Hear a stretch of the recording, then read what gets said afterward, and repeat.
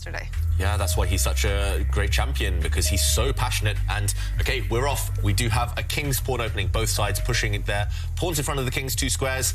The knights develop, and Magnus brings his bishop out. This is the Italian game, one of the most popular openings in chess, one of the most topical openings in chess. And Magnus just bringing a knight out now. Black has castled his king. That is what we recommend in all chess games, but Magnus delaying that decision. Will Magnus try and attack the black king later on? And, OK, we've seen a trade of pawns in the centre. Both knights now jumping forward. White's knight attacking the black bishop, which has retreated. White finally does castle. And he stated when he played in the New Chess Classic that he wanted to play in San Francisco. It's a place he's never been to before. He wants to be there.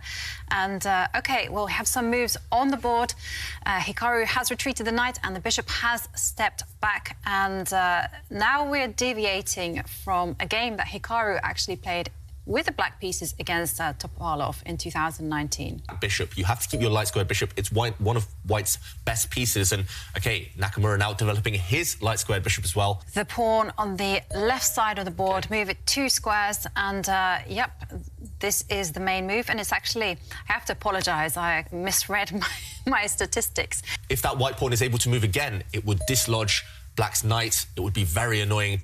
Black's already moved that knight 3 times. He doesn't want to have to lose even more moves dealing with that problem piece. So, OK, he does, in the end, push his own pawn, stopping White's advance. It will start to move towards other parts of the board, and Magnus doesn't hesitate. He develops his bishop. Just with the speed with which Magnus has been playing his moves, it's clear he has studied this exact position. He predicted this arriving on the board. Move a queen, retreat your bishop.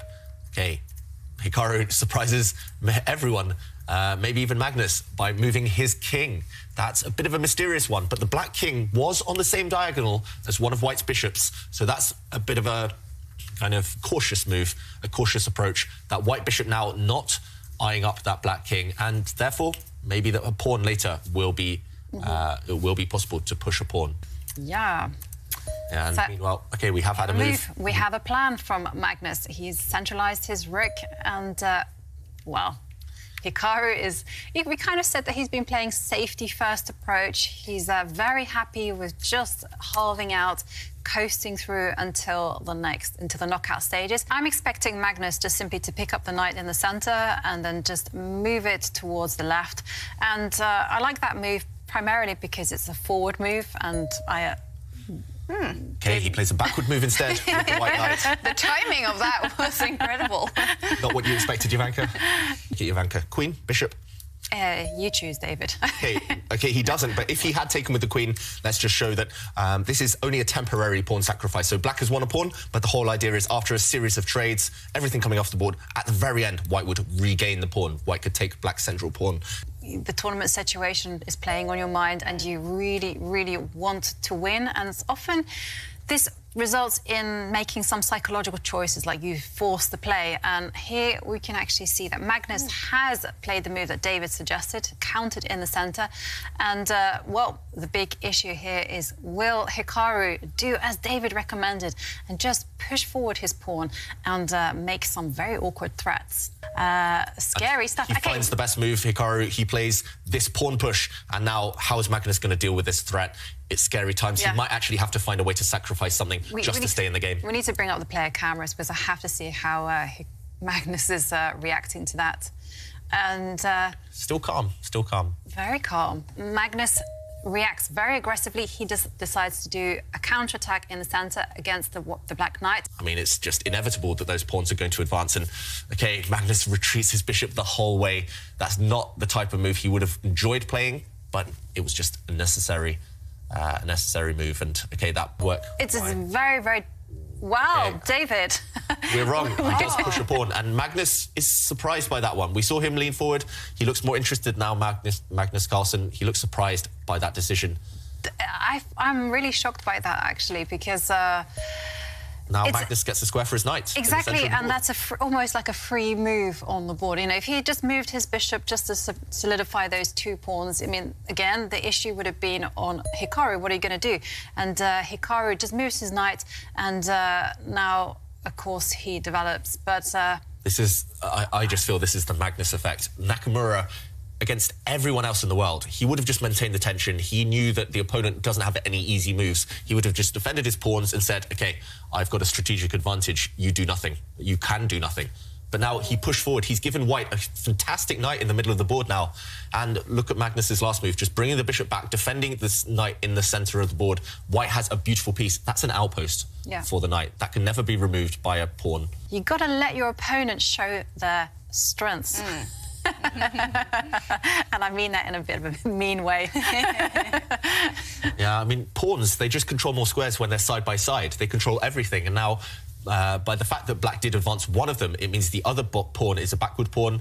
It means it's weaker. They control fewer squares between them. And Nakamura, he had to take a sidestep with the Black rook there, but that looks like a bit of a mysterious one. He does push a pawn. He gets ready to put his dark-squared bishop on a better diagonal. That dark-squared bishop for White was boxed in. We did see it retreat back to its dark square a few moves ago, and now it is destined for a better. Now using the light-squared bishop to capture that knight, because that light-squared bishop is an important piece. I do think Black should have used his knight in the corner. We say knights on the rim are dim.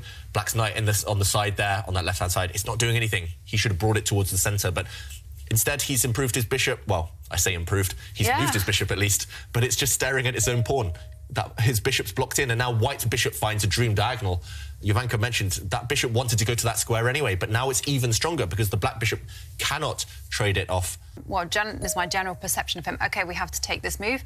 Hikaru has rearranged the knight, so it's attacking the pawn. But OK, this is a very easy... Computer hates it. Yeah, I hate it. Look, Magnus now pushing forward. The Black knights, earlier they were perfectly centralised. Black's knights have spent 4 or 5 moves just pushing themselves off to that left side of the board where they have no influence at all. And now Magnus, he sensed that this is the right moment. He's pushing forward. If we see a trade of pawns now, OK, we don't see a trade of pawns, but if we had seen a trade of pawns, White's knight would have jumped into the position. But that's a huge pawn, David, in the New and Chess Classic finals. And would you ever allow a pawn like that to survive, Jovanka? No. No. I mean, just look at it. Especially if it gets protected by another pawn, that is a monster pawn. You know, 2 squares away from queening. And as David very importantly highlights, that pawn cuts the Black position in half, which is actually, I often take this as a signal, like a red flag, for the opponent to start attacking. That pawn is going to be a thorn in his side forever. And Nakamura, he continues to manoeuvre his pieces, but that knight came from that square 2 moves ago. He's lost so much time. Sometimes, especially I notice in rapid and blitz chess, you just look move by move and you forget what's happened in the last few turns. But if Nakamura, if he goes back and analyses his game, he'll realise how much time he's lost with his knights. All of the white pieces are perfectly placed, all of them pointing towards the centre as well. OK, Nakamura, he tries to pin one of the white knights, that Black bishop, just trying to annoy Magnus. Magnus calling Nakamura annoying earlier. That's an annoying type of move, but it's a very short-term thing. I mean, there's no... Opponent, you can't make it easy, and you have to create some chaos on the board. And Magnus, he's not phased. He instead is just advancing on the left side. And almost trap that Black knight on the edge of the board. And we do see a trade of pawns there. OK, and Nakamura top off the table at the moment, but he does bring his queen out to the left side, so finally activating a piece, but I'm not sure whether that queen is actually on a great square. With the time that they do have left. Yes, there is certainly a lot of pieces. OK, but we do have a critical decision from Magnus. He has pushed a pawn to attack the knight. And this wasn't the move that I was expecting. I was expecting Magnus to kind of keep the tension a little bit more in the position, and Hikaru just captures the pawn. So now... OK, Magnus recaptures. It would have been tempting to take with the queen as well. Yeah, I wanted to suggest that one. OK, but Magnus decides to capture with a pawn. And what is Hikaru going to do with his knight? So Black's knight now on the side of the board. It is attacked. It retreats. Wow. Oh dear. Isn't that the second time it retreats the original square? Yeah, exactly. And this is a real visual indication that things have gone wrong. I mean, Hikaru, you're tied up. You can barely move a piece. And Hikaru retreats that knight, the other knight again. Those knights, I'll be interested to count how many times they've moved, but both of them back on the starting row now. Magnus is at the position is so good, and this is a move that I really wanted to play, actually. I wanted to retreat the knight because I was visualising the knight coming to the centre to attack the queen and just push the black pieces even more. And I was going to say, but Magnus is completely not fussed about this, is that there's a lot of choice. Black's retreating again. It's as if he... Well, I mean, we might even see the bishop start to retreating, but everything else is on the back row. I mean, and look at that knight. It's jumped into the heart of the black position. It's going to jump even further in. I mean, it's been very one-sided the last dozen moves. And it's all to do with that pawn move. I mean, it's just like that started a downward spiral path for Hikaru. OK, Hikaru trying finally to get one piece active. At least the black rook came down, pinning the white bishop, but that black rook's getting attacked now. Exactly, and it just handed a move to Magnus. Magnus is like, fine, I'm going to attack it away. And so all Hikaru can do is just retreat his rook. No matter where it goes, it's going to get captured. It's going to get trapped. It sacrifices itself for a bishop. So now Magnus is a rook for a bishop up, and white still has that powerful pawn. White still has a beautiful knight in the centre of the board. Yes, black has been able to ruin the pawn structure around white's king, but there are no pieces to attack that white king. That's the key. And, well, Magnus just moves forward with his knight to attack the rook. Yep, so black's rook now likely to move. Which square will he choose? He's got two safe squares, that black rook. He just slides one square across, keeping an eye on that white passed pawn. When you're defending such a miserable position like this, you must never, ever lose hope. And the hope that I see for Hikaru is if I manage to get the knight that's on the right out, you know, 2 squares to the right, and then we have a checkmating threat. You want to scare the opponent, and Magnus just defends a pawn with his rook? I'm not really a big fan of his last move because it does interfere with the coordination between the rook. Minimal. OK, Hikaru does improve one of the knights. I wanted him to move his knight to the right. And white would have challenged the black queen. Oh, like that. OK, he brings his queen in. I said he was looking for a way in. He finds one with the white queen. I still don't see what the threat is, but both sides playing those kind of scary types of moves, right? Maxim Vajier could look like he's winning. Oriana Pomniachtchi, that's dramatic for Nepo. Giri, maybe he's winning against one of the tournament leaders, Timur Ajabov. And, OK, we do have a move, and Magnus has stepped up with a rook. I'm a little bit nervous about the clock situation because that is ticking, and Hikaru finally moves a knight to the right side of the board and starts getting ready for some action. So there is a threat in the position. He's going to be calculating. He's pushing the white pawn forward. But he has... one square. OK, he ignores black's threat. He just brings the white bishop back, and he's eyeing up black's pawn in the middle of the board.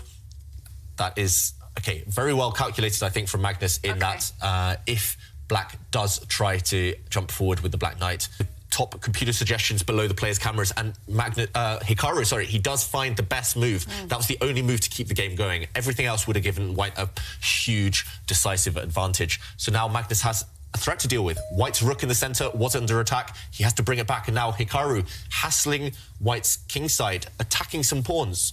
What will Magnus come up with? It does feel like Magnus may be getting a bit nervous. The position repeats itself. Magnus doesn't go for the draw. He defends his rook in the centre this time.